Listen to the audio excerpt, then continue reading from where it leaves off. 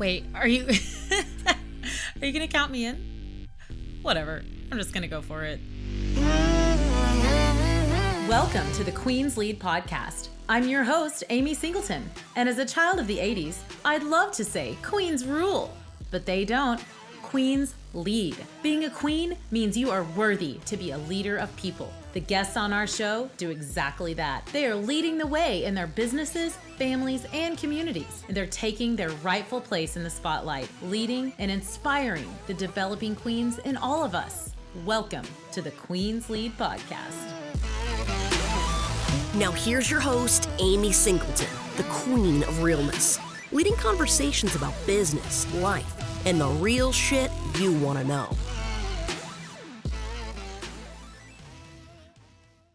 Welcome, everybody, to another episode of the Queen's Lead podcast. I'm your host, Amy Singleton, and I am super excited about this Oklahoma women's series that we're doing. I don't know if I want to call it a series because I have so many Oklahoma women booked on my podcast right now that it might just go on forever. I don't know. It might be this whole season. We will see, because there is an infinite number of incredible women right here in my state, right here locally where I live.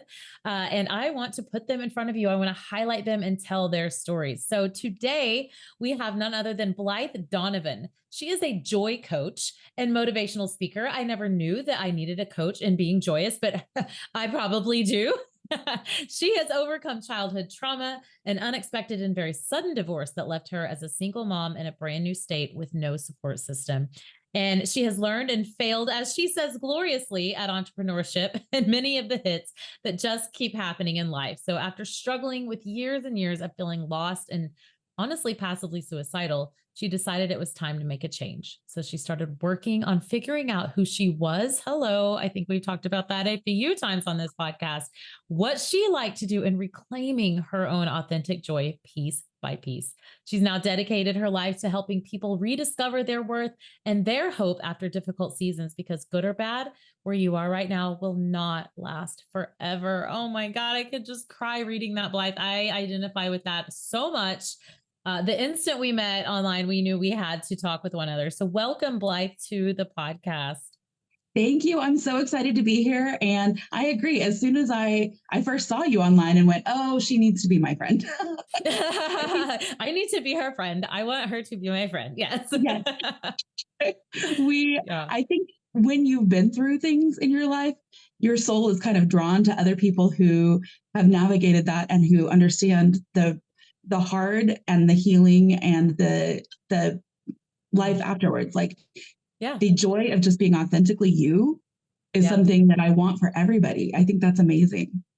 It is. And I think that it hurt sees hurt, and, joy sees joy. And I think you just kind of see it when someone, as a coach I had one time said, when you've suffered enough, you finally get it. And I can always tell when someone else has suffered enough. Yes, it does. It seems like everybody has those few things that they have to get through, where you just have to learn to like bear down and power through. And it may not look great. It may not be glorious. It may look like white knuckling it and like barely holding it all together. But once you've made it through, you look back and go, wow, that was really a lot. And I did it. You're like, that made me. Hello. Yeah. Right. It's wonderful. So tell us who you are kind of now, and then let's take it back to little girl Blythe. That's something I've been doing recently, and I'm loving these conversations. So perfect. Yes. So who I am now, I will be 45 in a couple of weeks. I love my 40s. I think they're fantastic. I am proud to be there. And I feel like you learn so much more. I feel like by the age of 40, you kind of have this perspective on life that you didn't have before. So I am 100%. Excited and proud about that. I'm happy to be 40. Me too. Yeah. 42 for me. It's glorious. So younger listeners, like hang in there, because 40s can be really good. 40s are going to be the best 20s of your life. I feel like I'm at 20 again. Don't you? Yes, absolutely. Doing what I thought I was going to do when I was 20, like doing what I wanted to do. I was not doing what I wanted to do when I was 20 at all. I was doing what everybody else was doing expected. things to me. Right. Yes. Yes. So I 100%. agree. So mid 40s. I have two kids who are 20 and 16, which is a whole thing. Bless, bless. We're in the same boat there too. Yeah. They're fantastic. I'm grateful that I get to be a mom. It's Mhm. the main job I always wanted in my entire life. Um, the teenage years are harder than I thought they would be, um, just because they're different problems. But I'm really grateful for the most part. My kids still come to me about things. We still talk, and now it's just about like helping them navigate making their own choices and Mhm. feeling the Yeah. consequences of that. So Oh, um, yes. Mm. it's a lot more quiet around my house than than it used to be. Yep. Um, I I'm in a really good season. I got remarried a couple of years ago, which I did not ever think would happen. That was a surprise. Um, but I'm grateful to have him as we enter this new phase of my life of having a little more time for me and time to do things that sound fun to me and things that I enjoy. Um, Yeah. and having somebody there who tells you all the time how much they believe in you is tremendous. So Yeah. It's a different that's wonderful. experience. Yes, absolutely a different after being a single mom for years. Yes, For sure. So let's take it back to little girl you. Where were you? I know you've moved to Oklahoma, so you haven't always been here. right. I'm from Flagstaff, Arizona. Okay. My heart will always be in the mountains. I am not made for the flatlands. But I grew up. I was the oldest of four kids. My mom and dad, you know, were still married even when my mom passed away, which um, is really a testament to how people can change to me because my dad was, Mm, their marriage was not amazing when I was little. mm. In fact, at one point, I asked if I could see a picture of my dad because I didn't remember what he looked like because Wow. he was gone just all the time. So, Mm, and they were still married. yeah. And, but it was when I look back on it now, I am somebody who kind of sees the positive in everything. So Yeah. if you talk to my siblings, we have some different stories about very similar upbringings. To me, I'm like, oh, it was great. They're like, except for the alcoholism and the abuse. I'm like, oh, yeah, yeah, Ah, that that's sad. too. But, Yeah. um, but it was a kind of magical place to grow up. And I think the 80s had this like time of innocence with them also before we Yeah. had access to all the technology and everything. Um, and I think it was a gift to get to grow up then and in a Yeah. small town that was Yeah. beautiful, where for the most part, it was a pretty nice childhood. Yeah. Yeah. Sounds a lot like mine, honestly. I mean, minus the absent father. Sorry about that part. This sounds like things reconciled. So what were your interests and what were you into back then? So I've always loved music. I've always loved reading. I still, if I have a choice between doing anything else and reading, I will most of the time choose reading. Yeah. Um, I I loved ballet. I did ballet for years and years, and ended up I broke my knee when I was in fifth grade, like broke the Oh growth my plate, um, gosh. and that kind of set me on a different path where I didn't get to Yeah. keep dancing. It physically became really hard. I ended up having it replaced when I was 30. So um, Wow. it's and it was that was hard to kind of deal with, like having to give up something that I loved as much as I loved dancing. I wasn't Yeah. fantastic at it, but I did love it. I'm a lot of times in life, my motto is what I lack for in like actual talent, I make up for in enthusiasm. So, Yes, exactly. I um, love it. and really just being outside, I loved being with my family. I was painfully shy when I was little, to the point where Really? even now, which most people don't believe when they meet me, but even now, like if I go back to Flagstaff and I see somebody that I went to elementary school with, like in the grocery store, like my face gets flushed. and I start like my heart starts beating, and I'm like, oh my gosh, what if they see me? Oh my Like, gosh. it's That painfully shy. And now you're a public speaker. They're paying you to get up on stage and put a microphone in your hand. yes. Yes. Yes. How ironic. Yeah. Although really, I always liked performing. Like I liked being up in front of the crowd. I liked like in high school, my drama, not drama, speech and debate or whatever class they made you take. Like we had some speech class we had to take. And when he put me up there on the stage, I just like owned it and walked in and was like, okay, here I am. I am ready. And he was like, where did that come from? I was like, I don't know. Wow. You hand me a microphone, Okay. something happens. So you were more shy in like the one-on-one type personal connections or like at schools type situations versus when you were put there for a purpose, you were okay with that. Absolutely. That's interesting. That's So I interesting. think I do better if I have a role to play. Yeah. And putting me like, okay, if you want me to be a greeter, I will greet every single person and that'll be great. Yeah. But if I have, as long as I have a role to play, I do well. Okay. If I Yeah. don't, if I have to figure it out on my own, I'm more nervous and more likely to go, I don't know that we should do this. Gotcha. Okay.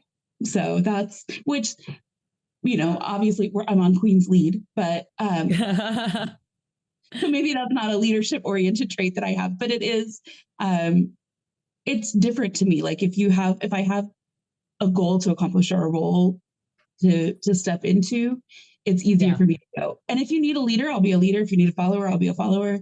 I just kind of fit wherever I need. Mm-hmm. Yeah. Which is, you know, from childhood, but also has served me as a strength as I've gotten older. Yeah.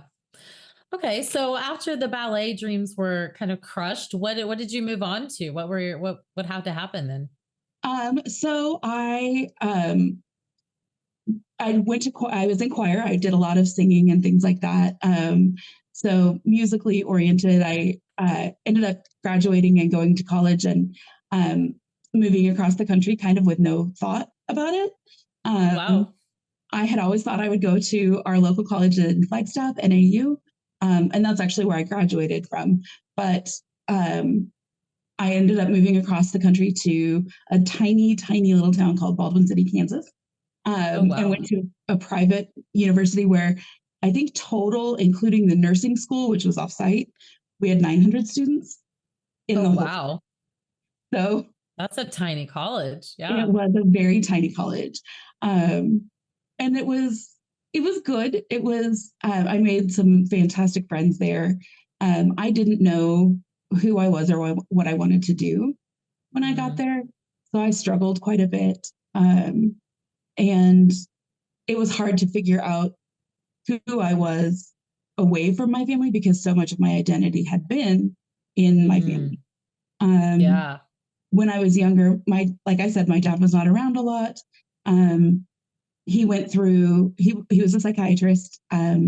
He ended up losing his job because he had affairs with some of the patients that he had, which is frowned upon. That's frowned upon. Yes. Slightly. And so my family went from having him almost never around to him being home full time. And my mom went out and started teaching. And so, and it was a fairly public thing that we had gone through. So I kind of stepped in as the other adult. And that was my role as the oldest sister to take care of the others and make sure that things are running as smoothly as we can. And, just kind of shore everything up. And so that was my role in the family and a role that I enjoyed playing, even though it's not one that I should have necessarily been given. So were you kind of given that role or was that something that you sort of assumed upon? Do you think it was expected of you or did you assume that on yourself? I probably assumed it more myself. I mean, I think there were some expectations, especially once I had kind of stepped into that role. Then it was, you know, okay, this is just what we do. And so my mom and I would run the household together. So, but I also, I tend to be a nurturer. I like to take care of people. Mhm. And so I didn't mind it. Like it wasn't a hardship for me. I wasn't resentful or upset. And I liked being, a second mom. I liked being their substitute mom. Um, Yeah. so it was, and really being a mom was what I wanted. Like when I went to college, I got my degree in elementary education, Oh, but wow. what I really wanted was my MRS degree. That's what my friends would say. That, Your MRS degree. That's it. yeah, yep, Okay. that was because in my mind, like I wanted to, and this it shows it's very unhealthy. Like I'm not saying this is the way people should see it, but I wanted to get married and have kids, and then my family could be perfect. Like perfection was kind of my goal, Yeah. and um, I'm not perfect, so it was Surprise, not. surprise. I know we're all surprised, but Aren't we? Yeah. um, but I remember standing there like after I'd had my daughter, and looking down at her, and I was like, okay, well, mission accomplished. I have a kid. I'm a mom. I'm married. Hmm. What now? Like, Now what? Oh, crap. Wait a minute. Now what? and I had not really given any thought to what would lay ahead. Like now, I guess I raise her. Is that? Yeah. I don't know. What? Oh, Just oh having her my was gosh. my goal. We achieved that. Yeah. Wow. Uh, so I had to kind of do some soul searching there and figure out who I was. And so I took on the identity of mom and wife. Like that was my identity. And I think throughout from early childhood all the way up through until I got a divorce, really, like I said, I liked to have a role to play. Yeah. And so as long as I was mom, as long as I was a wife, as long as I was, you know, my my sister's best friend and caretaker, whatever the role was, I didn't have to worry too much about the inside of me or Yeah. any of those things that I would try to just like, we're just going to pretend those don't exist. Yeah. Um, I think I found out that in me was called codependency. yes, I think Yes. there's some wonderful I literature also on am it now. recovering. I'm also very much recovering from that place for sure. And I think so many of us are. And I'm hearing again and again, so much of that comes from that childhood experience. Like what were the expectations placed on us and that we placed on ourselves that we felt like we needed to carry through and fix in our own lives and then for other people, without, and Right. all the while we're not looking inward at all.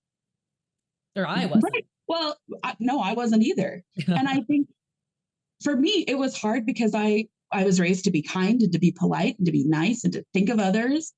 And so Mhm. for me, I was like, well, that's not codependent. That's just being nice. Like, oh, Right. it's actually not.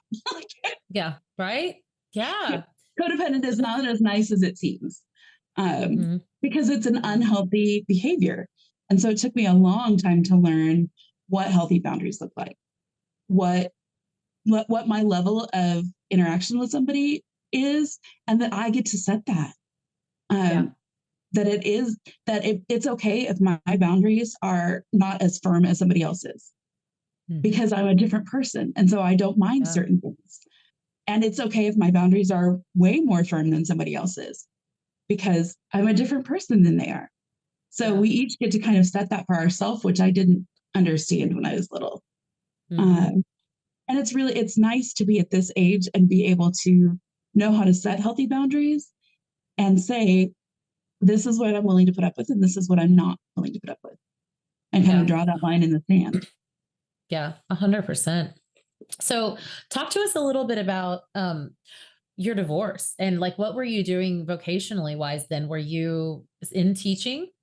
No, so I actually never taught in the classroom, because I got my degree in Arizona. Then we moved to Colorado right after, and I started a job as a admin for a church, and again was just like, okay, this is just a placeholder till I have kids, and then Mhm. all of a sudden I'm going to be a stay-at-home mom, which was Yeah. um, financially not a wise move. We really couldn't afford it, which led to problems in the Yeah. marriage, and we moved from Colorado to Kansas, because it was a lot more affordable. Um, and I worked through, I taught Gymboree classes, like the Gymboree play music classes. Yeah. Um, in Kansas, and then I moved down here. And so when I went through my divorce, I was teaching Jamboree 3 hours a week, Mm-hmm. which is not Yeah. enough to support a family. No, for sure not. So, but it was really important to me that I was available for my kids before school and after school. And so I looked at it, and I knew as a single mom, if I had a kid who was sick, I'm the default parent. I had sole custody. So I'm going to have to take off work. I'm going to have to be the one who gets them to and from school. Like, there were certain responsibilities that I knew I couldn't give up. And I was very aware that, like, this was my shot at raising kids. Like, I don't get to go back 15 years from now and go, okay, guys, I'm ready to play. Yeah. So right. My parents helped me buy the Jamboree Play Music franchise where I had been working. Oh, wow. Which was fantastic. And I was not prepared to run a business. Yeah, really. Yeah. My life up to that point that would lead you to think I should buy a business. But I was teaching, and I did enjoy that. And if I was going to buy a business, that seemed like the most natural progression. So I did it. We grew it. I think we were at 150% after the first year. We grew it another 40% the second year.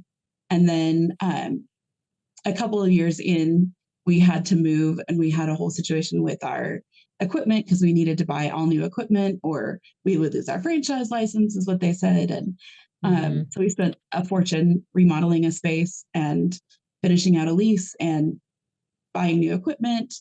The corporation, because it is a franchise, they didn't back things up quite the way that I felt like they should have. They made us change point of sale systems, which meant all of our website traffic dropped off because they didn't get the back end set up correctly.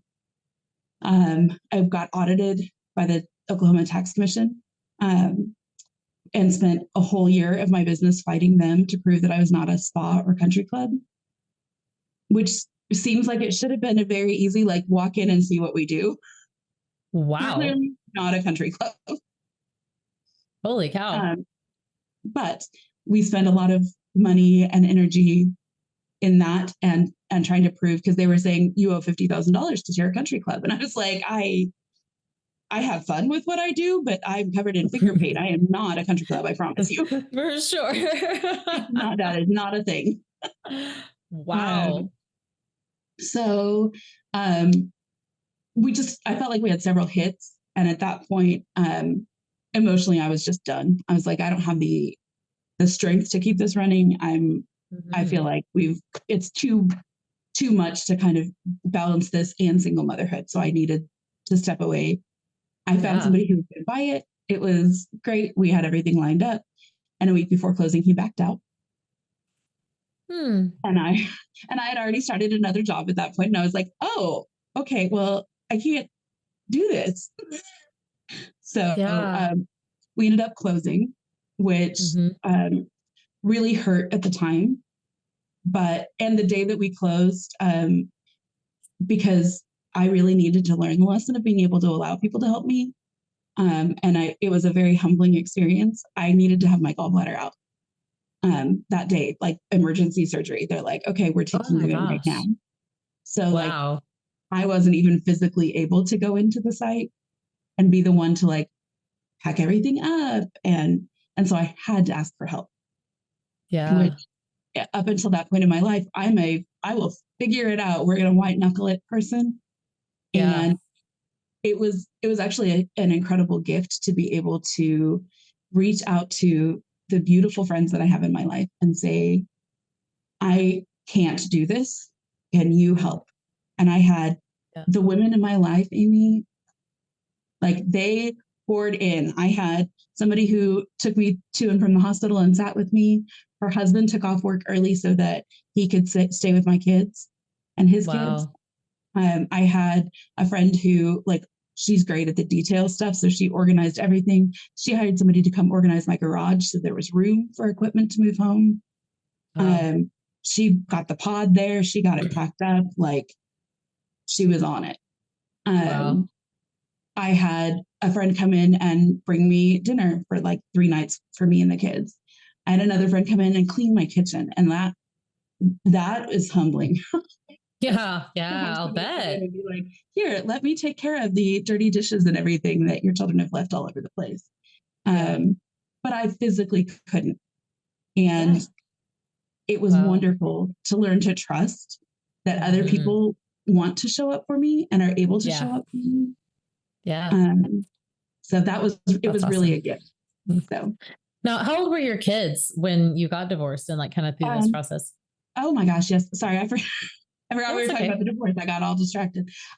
So they were 2 and 6 when Mm-hmm. we got divorced. I found out on November 29th of 2010 that my husband had been having an affair with one of our neighbors. And I do feel like I was protected in the way that I found out, because her husband came down and was banging on the door and ringing the doorbell. And my kids did not wake up. Our dogs did not bark. I did not wake up. Like, so it could have been so much worse than it was. Wow. Um, Instead, I woke up and my husband wasn't in bed anymore. And I walked out to the living room and he was sitting there in the soft glow of the Christmas lights. And I said, "What's wrong?" And like, I knew there was like that pit in my stomach. And a couple weeks Mhm. earlier, I'd even said, "I'm just glad you're not having an affair with this person," because I thought that's what was going on. Um, And because you he'd had been said who with it another guy. was. Yes. Mm.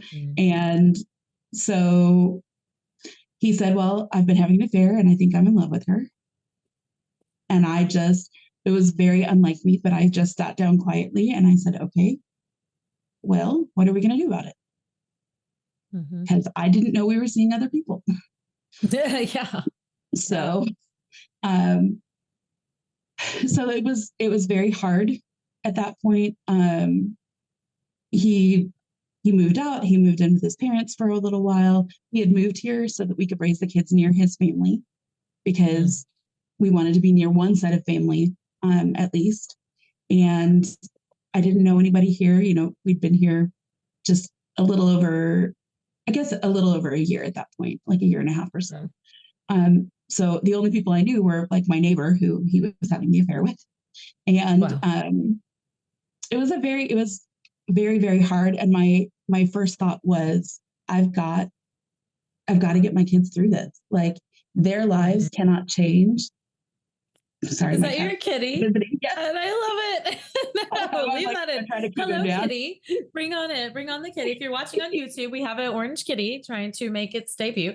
We do, yes. I love it. I love it. But Um, yeah, so you're going, I got to get my 2 and 6 year olds through this, this is truly, if you've heard my story, our stories are so similar, you guys. Our kids were the same age, like all of this. Wow. It's so crazy because that is all you can think about. Like, what's going to happen now? Right? Like, right. you're here in Oklahoma, away from, most people, From any your support whole system. family, any Yes. support at all. Wow. Yes. And And it's so, did you decide to stay because him and his family were here? um I decided to stay. Well, that's a loaded question. Yeah, it I is kind of it. My first thought was that I wanted to move back to Arizona, but Yeah. if because I was so focused on the kids and keeping their lives as stable as possible, my daughter was Mhm. in first grade. Um, Yeah. so I couldn't see like ripping her out of the school she had been in for the last 2 years, and Yeah. being near one set of grandparents and then not like losing their dad in their life on the daily basis was already going to be enough of a shock. Mhm. So, and my mom has always told me, when something tragic happens in your life, don't make any major life decisions for 1 year. Mm. Wow, that's Give pretty yourself. smart. She was very, very smart, and it was fantastic advice. And something I still remember. I'm like, okay, I'm going to give myself a year because I don't want to make a decision that's impulsive. So many times, I think people make choices because they just want anything to be better. They want the geographical change, Yes. but Yes. I knew that I wasn't in a healthy place at that point. Mhm. I was hurting. I Yes. mean, I was angry and raw and heartbroken and furious and like every emotion you can possibly have. Absolutely. And and you got, there was this rational part of me that like, it's almost like things went in slow motion. And I was like, okay, so we're going to get through this. The kids are going to go to counseling. We're going to figure out how to co-parent. At some point, maybe it will be the right time for me to move out of Oklahoma. But for now, I'm not going to make any decisions for a year. That's so smart. So I stayed and I built community. I have always been somebody who collects people, like not in a creepy way, but like I just gather people around me. And so I started making friends and building up my support system. And I was very blessed with incredible people who stepped into my life. Everywhere from like a neighbor who had daughters who were old enough that they could babysit. And so that they would step in when I needed to go somewhere. One of my other neighbors was a really good male role model for my son at that time. And just fantastic, like really loved him, was a good example of a very kind, very loving father. The kids still saw their dad, and he honestly was a much better dad part-time at the beginning than he was full-time. Like full-time, he was always kind of short-tempered and annoyed with the kids. And when he didn't have them all the time, he really stepped into being a much better father. And so I had to acknowledge that. And it's hard when somebody hurts your pride like that. Like, it's hard to co-parent in that situation and to go, you know what? You're doing a good job. And I did it taught me how to set boundaries very quickly. Because I needed to, I couldn't be responsible for giving him all the information about the kids. Like it hurt too much for us to jump right into being friends. And now years later, we're friends. Like we sit together at the kids' events and things like that. But it took us about 7 years to get to the point where we could co-parent, where I was willing to own the fact that like I did not handle everything gracefully. Not that it justified his actions, but I did play a role too. For sure. And I think that is one of the most important things that any of us can recognize in a divorce, co-parent, whatever situation. No matter how wronged you feel, first of all, what I like to say is that you're not the only one who's ever been through this. You feel like you are the only one who's ever been through this. Whatever your situation is, yours was infidelity. I found out that my best friend since age 12, whom I've been married to and had 2 children with and been married to for almost a decade, was gay. Like, talk about feeling out of freaking control. Like, I don't know if it would have been better if it was a woman or a man. Like, at least, I can't even compete with a man. I don't even know. Like, I was the same as you, but what I had to realize was that I had a role to play. Even if something's not our fault, we have a responsibility in that situation. Right. And that sounds like you picked up on that responsibility piece really quick, to your children, at least. And then hopefully a little bit later on to yourself and your soul, which comes a little later, for at least it did for me. Yes. You're laughing because you already know. So it's so true. And it's hard and it's horrible, and I would not wish it on anybody else.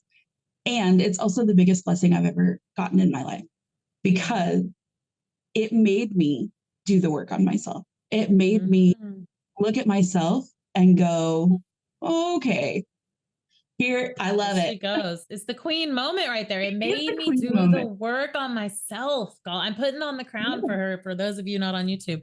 I mean, when you're forced into a situation that you don't want to be in, I mean, I think most people who've suffered enough would say, like, would you change anything? Absolutely freaking not. Nope. Not a moment. No, I'm so grateful that I had the chance to go through it. Honestly, the first week that my kids were not with me was probably it was probably the lowest moment of my entire life.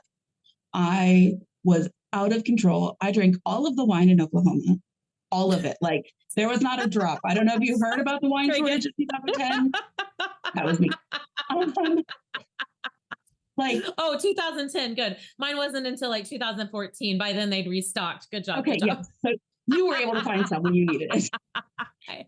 It was, and I'm not a big drinker, like, but it was so bad, so bad, like just so much wine, and when I do drink, I typically don't drink red wine, and for some reason, Merlot was like my weapon of choice that evening, Yeah. and I was out of control. I was like sending texts that made no sense that were like full sentences in my head, but it was like a parakeet was texting. It's like Oh my gosh. it Yeah. was Just the awful. pain, like trying to drown out that pain is it's so loud at the moment. Yes. And so I was like, my neighbors, like I said, some of my neighbors were fantastic. And I was at a Christmas party at one of their houses, and a couple of them walked me home and like tucked me in and put a trash can by me. And like, I don't remember waking up, but at some point I must have woken up and gotten sick because the house looked like a crime scene, like Merlot thrown up everywhere, like smeared on doors and stuff. I was like, Oh no. this is not a Yeah. proud moment, Blythe. Like, okay, we're going to have to Yeah. do something else. And then Yeah. the next morning, I taught Sunday school at our church. And I had to like run out of the room so that I could throw up in the bushes at church. And as I was doing that, I was like, okay, so we have found what does not work. I This is love it. not, this is not going to be the way I It's can not get through working. this. We've Like tried it. Dr. Phil would say, how's that working for you? Right. This is not It working was for not us. like Yeah. that. And please know, I'm not saying any of that with pride, but it was eye opening to me. And so when Yeah. I got back home from church and I kind of napped and rehydrated, I sat down and I was like, okay, so what's my problem? Like, Yeah. and my problem was I didn't know who I was outside of my roles. Like Blythe had never been a person in her own right in my mind. I was my siblings' caretaker. I was my mother's daughter. I was the other co-parent. I was so-and-so's friend. I had never been Blythe, just Blythe. I stepped right from, out of control college girl into now I'm a wife. And I put on the wife hat. And then I went into, okay, I'm a mom. And all of my identity was found in things outside of me. Yeah. So I made a list. I was like, so who am I? What do I like to do? And I made a list and I started trying things. Like, Wow. I still love to read. I was not reading at all when I was at home with the kids, other than like to them. But yeah, it made me sit down and go, okay, what do I like? What don't I like? What am I not willing to tolerate from other people? Yes. How do I set boundaries? I'm sorry, I didn't mean to make you cry. No, this is so good. It's just so relatable, Blythe. Like anyone who's been in this situation, it and your identity has been tied to all these other things. It makes you lose every time you lose that thing, whether it be a person or this finite project. For me, it was my nursing career and then my marriage and, in my career and all these things. Like when you tie your purpose to these finite plans or these finite people, even our children and women our age, I feel like can say this. And it's not falling on the ears of young mothers that they are not your life. They cannot be, because when they're gone, when they're 20, like our kids are, what do you have? Who are you? Right. It's crucial to have a life outside of you. And the other thing that I realized is I don't want this for my kids. I don't want this cycle to continue. So yes, I did it for me, but I also did it for them because I wanted them to see that you are a whole and complete and healthy and amazing person on your own. There is not a substance, a job, a person, a place, anything. There is not one thing that will validate you and fill that hole inside of you if you can't learn to love yourself. Oh, mic drop, 100%. And have you seen this? Your kids are 16 and 20. Have you seen them demonstrate this lesson in their own lives yet? Um, my daughter is fairly good at it. Yeah. Um, there's some other things we're working on with her, but um, We're my all a daughter's work in really good at progress. it.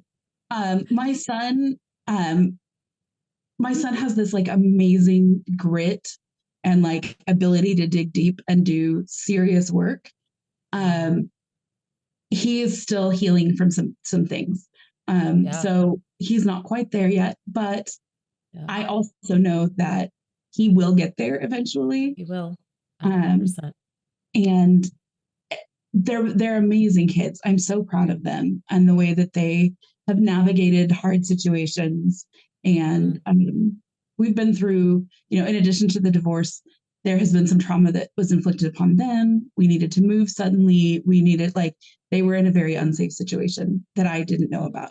And so they've been through counseling for that. And I've seen them I saw my son when he had just turned 12, and he was in a therapy session, and a counselor said, "Do you want to stop?" And he took a deep breath and steadied himself, and he goes, "No, I want to get better. I'm not Wow. going to carry this around forever." And as a mom, I was like, "Yep, you're going to be Yep. okay. Whatever Yeah. life throws at you, That's right. within you somewhere, you have the skills to make it through this." And I think everybody has the skills. It's just how far you have to journey to kind of gather them and find them. Absolutely. But I know that they're going to be okay. And I also know that they were mine to raise. They were my whole world, and I still love them and cherish them fiercely. They are two of my favorite humans on the whole planet. Mm-hmm. And they were never truly just mine. They are their own Mm-hmm. people. That's They right. get to go forth and they get to make their own mistakes. And Mm-hmm. life is going to teach them some lessons too, because That's that's how right. we That's how go. we grow. And you That's said it at the beginning too. I mean, like right as we were starting, you were saying we shift, and my husband has had to teach me this because my stepdaughters are 29, 25, and 22. And then my sons are 20 and almost 16. So like he's been through it. He's like, you go through this transitional period about this time where you become a guide instead of the boss, right? Instead of right. telling them what to do, now you're guiding them in what to do, and they're making more and more of their own decisions. And it's so hard because you have to let them fall, you have to let them fail, you have to let them figure it out for themselves. But I mean, your children are on their way to, I mean, just those decisions that they're making for themselves. If I Yeah. take credit for nothing else in my kid's life ever, I will take credit for the fact that my 20-year-old son, and I know he doesn't listen to this, so it doesn't matter, I'm going to say it. My son had this girlfriend for almost 2 years, and there had been this divide in our family. And it sucked. Like he was not the same person, and we didn't get to know her very well. And long story short, she was wanting to they both graduated, and she was wanting to move that thing down the rails, like we did. Like, you get married, then you meet them, then you get married, then you do this, and then you do the next right step, right? She was on that Right. train. And he told me, Mom, I really wish I'd met her later in life. And I told her that because I watched you and Dad struggle to find out who you guys were, because you were Brandon and Amy, Brandon and Amy, Brandon and Mhm. Amy. That's all you, because we met when we were 12. Okay. Like we were Right. truly like always Yes, each basically your other. whole life. If we hadn't gotten married, we might as well have been like brother and sister. It was that weird, it's that close. And that sounded really weird. Maybe I should have said that. You know what I mean? Like we grew up together. So we were Right. always together. And he said, I watched you guys go through this period where you didn't know who you were. And he's like, you figured that out, and Dad's figuring that out now. But I don't want to be that. I want to be a whole person before I join together with another person. And I was like, oh, bless you, Lord Jesus. Thank you, God. He got it. But he had to Yes. see the pain that we went through in order to get that. And I'm so grateful for, just like you, everything I went through. If nothing else, that my entire experience gave him that gift. Yes, absolutely. And I wish more kids got it. And I feel like that's a change that that we're starting to see. Like there's more and Yes. more information about mental health, about, being your own person, about all of these things out there. Mhm. But I think there's still a long ways to go too, because we're all damaged people who are just doing the best that we can with the circumstances we were Yes, given. that's right. And hopefully when you learn better, you do better. Um, Mhm. and there are Yeah. some people who are like, nope, I'm going down with the ship. Like, Yeah, I don't need to do right? better. I'm happy with who I am. Great. Yeah, Enjoy that. But I'm yeah, going to outgrow you then because I'm not that's right. willing to be stagnant. I'm not stopping. That's right. Um, God, I feel like we could talk forever and we were supposed to keep this short and we didn't. So let's get to quickly before we get off, let's get to what you're doing now. Like you are teaching and coaching people through joy. So can you tell us yeah. a little bit about that? So throughout all of these things that I've been through, I have noticed that really joy is something that is lacking in the world. So many people are searching for happiness instead of joy. And to me, there's a huge Mhm. difference. Happiness is temporary. Happiness is, I got a great parking spot. Do you like my new purse? Oh, that cute boy called me. Like, that's Yeah, happiness. Like, yeah, I'm feeling myself. I look good. I'm happy about that. right. Joy is soul deep to me. Joy Mhm. is even in this moment where I'm standing here and my whole world just fell apart, I still see blessings. I still see good things. I know this is a learning opportunity. I know I'm going to get through this. To me, hope and joy are two sides of the same coin. Mhm. Um, and I can say that because for years I felt hopeless about my life. Like I did not feel like there was a Yeah. purpose for me because once my kids were grown, honestly, like when I say I was passively suicidal, I was wanting to eat myself to be unhealthy enough that I would die young once the kids were grown. Mm. Which, like, when I say it, I'm like, that's not logical by Right. any stretch of the There is imagination. no There I logic to in was. that moment though. Right. Mhm. And so I have done a lot of work on myself since Mhm. about 2016 is when I reached that realization that I was like, oh, you're not doing well. You need to make some changes. And so I Yeah. worked on falling in love with myself. I stopped dating. I intentionally spent time alone with myself. I made myself go into uncomfortable situations Mm. so that I could grow. And I discovered really who I am and to love myself. And I know my worth. And now Mhm. it's my mission. Back in 2016, God told me that I was going to be doing this. So like I was like, okay, well, you better do the work because you can't do it if you don't. Um, Yeah. and so I have spent the last 8 years kind of honing those skills, gathering more skills, learning how to help people. I started by leading divorce classes at my church Mm. with a group of friends, and that was hugely impactful and very healing for me too, to help people I bet. navigate through that. I started volunteering with Real Single Moms, a nonprofit here in town that I'm Mhm. involved with, and mentoring moms there and pouring into them and speaking into them. And what I Yeah. noticed with everybody that I would talk to was after a life incident that like kind of upsets everything and makes you look at your life and question everything. Yeah. Your self worth is usually very, very low. Your confidence is completely shaken. You don't believe in your ability to do anything or to do anything well, um, Mhm. and you need to kind of reevaluate. So that is what I try to do as a joy coach. I help people who have been through a big life transition figure out who they are, maybe for the first time in their life, Mhm. maybe rediscovering themselves. I Wow. help them build up their self worth. I help them build up their confidence. I help them map out a plan, like with tangible steps of how am I going to find joy in this moment? And Mhm. then as I do that, naturally their joy just kind of rises. Um, because what you put your attention on is what you see. Yeah. It's that red car phenomenon. As soon as you have a red car, all of a sudden, everywhere you go, you see red cars. Well, it's That's because right. that's what you're looking for. If you Mhm. are looking for joy and looking for a reason to know that you are valuable and that you serve a purpose here in the world, Yeah. you'll find it. That's right. If you're looking for a reason to feel miserable, you'll find it. You get to choose. So that's what I do as a joy coach. I help people who have been through hard seasons and hard things in their life, which I think is everyone, figure out how to love themselves well so that as they move on, they have a more joyfully abundant life. Wow.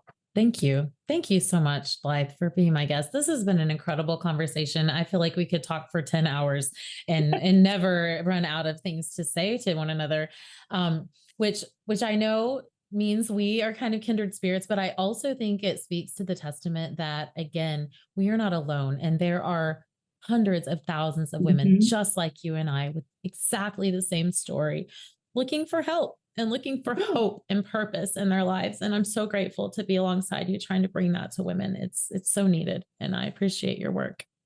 Thank you. Thank you for having me on and letting me share my story. And I agree, we are definitely kindred spirits. And I appreciate you for leading the charge of like, okay, here we are, badass women who That's right. have been through it. Like, we've got the battle scars. We've been through it. That's right. And now you're helping all of us be able to turn around and reach down and go, you're going to get through it too, because I've been there and I know you can do it. So That's right. Thank you. We have to lay down our, thank you. I thank you for that. I just feel like I feel such a tremendous responsibility to raise my hand and say, you know, people think I look a certain way. They don't know I used to weigh 300 pounds. They don't know I was an out of control alcoholic. Like, I have to raise my hand and say, this life is possible for you too. You just have to find the joy and find your purpose and find that hope again. I love it. Oh my gosh. Blythe, where can our listeners find you? If they want to work with you, follow you for your content, what's the best place to connect with you? So my website is blythedonovan.com, which will be linked here. Yes. I have a Facebook page. I have a private Facebook group. It is women only, because that's kind of who I target, although I'm happy to work with men as they're needing it as well. Sure. I just don't have experience being a man in this world. So that's right. You know, I can only teach what I know. That's right. But I'm on Facebook. I'm on Instagram. Blythe Donovan Joy Coach is where you can find me on pretty much all of the platforms. And I will have, what I'll do is I'll have a link to a special offer for people on your podcast. I'm not sure exactly what that will look like yet, because I'm still working on it. But when this comes out, there will be a link down below or up above, somewhere around. One of those places. Yeah, we'll put all your links there so people can connect somewhere with you for sure. Yeah. Whatever it is, I'm sure it will be perfect. Blythe, thank you again so much for being my guest. And thank you for being a queen that leads. Thank you. Have a good day. The Queen's Lead podcast is recorded worldwide and produced by the kick-ass media team at the Height Digital home base in Nicaragua. Until our next episode, stay real, queens, and go lead. Remember to tap that follow and leave your review. For freebies and more real, inspiring content you love, go to amysingleton.net and connect with Amy on her socials at @TheRealAmySingleton. One more thing. This is the legal language, what my lawyer wrote and what I need to read to you. This podcast is presented for educational and entertainment purposes only. I am Amy Singleton, and I'm just your friend. Although I may speak to many on this show, I am not a psychotherapist, a business coach, a doctor, a CPA, a lawyer, or probably anyone who should be giving you professional advice. This podcast is not a substitute for a relationship with your doctor, coach, or any other licensed professional. Got it? Good. Now go be a queen and follow me at @TheRealAmySingleton.